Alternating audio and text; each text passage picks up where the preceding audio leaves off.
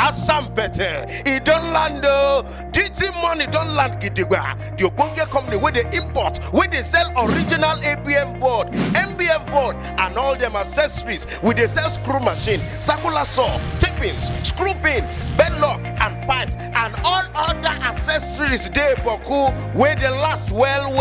For DT Money, we they sell land, we they build house, and also we they do estate management. All our customers they talk say DT Money na number 1. We dey for shop 2, Onigbepa Road, Sagamu, Ogun State. Our telephone number na 081-685-30919. Or you fit call us also for 0808-624-5229. Our email na fatugashewolabi19@gmail.com.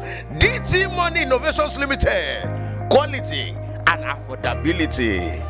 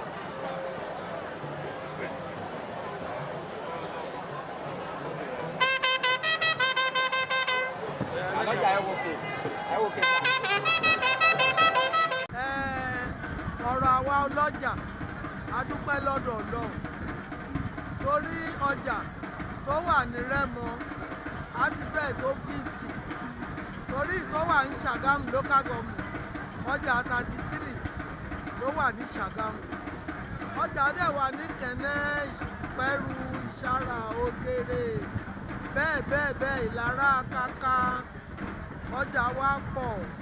A dẹ̀ dúpẹ́ lọ́wọ́ Ọlọ́run pé Ọlọ́run ṣe wá lọ́mọ ìyá ara wa, ìrẹ́pọ̀ wà, a jọ ń ṣàṣepọ̀, kò sí wàhálà, kò sí dààmú.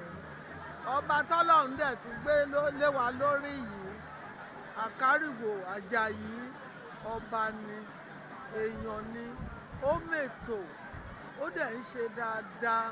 Ọlọ́run bá mi fún lẹ́mìí gígùn àtàlàáfíà, kí ìlú yìí má dàrú lásìkò tiẹ̀, kí gbogbo Rẹ́mọ tó joyè lé lórí kó má dàrú lásìkò tàjà yìí.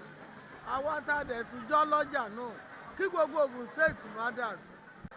Màmá wa Iyaloja tí wọ́n ṣẹ̀ṣẹ̀ jẹ, Màmá Ọlásọdé Oduwaiye, wọ́n jẹ́ oníwà tútù ènìyàn, olóòótọ́ ènìyàn tó dẹ̀ ń kóni mọ́ra. Màmá jẹ́ ẹni tí ó fi ọgbọ́n máa ṣètò nínú ọjà, ó sì jẹ́ wípé gbogbo àwọn ìyálọ́jà ni wọ́n ń fi ẹ̀tọ́ wọn fún wọn tí wọ́n sì ń jẹ́ kí wọ́n fi ìrẹ́pọ̀ bá gbogbo wọn lò. Eléyìí ló fà mí mọ́ wọn nígbà tí mo jẹ́ ààrẹ fún ẹgbẹ́ àwọn Chambers of Commerce ní ìpínlẹ̀ Ògùn. Nígbà yẹn ni mo ti mọ màmá. Eléyìí ń lọ bíi 30 ọdún sásìkò yìí. Àtìgbà yẹn ni gbogbo wa sì ti jọ ń ṣe.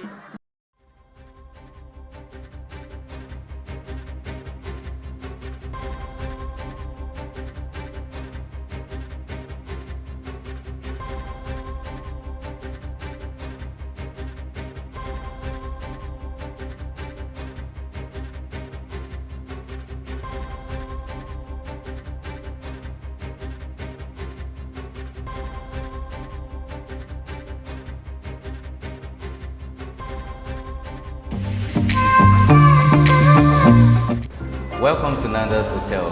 This is what sweet dreams are made of. We are here to make you feel at home. Make sure our room is very clean. Whenever you want to have a delicious meal, come to Nanda's. To give you an experience that will make you call back. Visit us today. Let's treat you to life of luxury because you are royal. I am Nanda's. I am Nanda's. I am Nanda. I'm Nanda's. I'm Nanda's. I am Nanda's. I am Nanda. I'm Nanda's. We are Nanda's.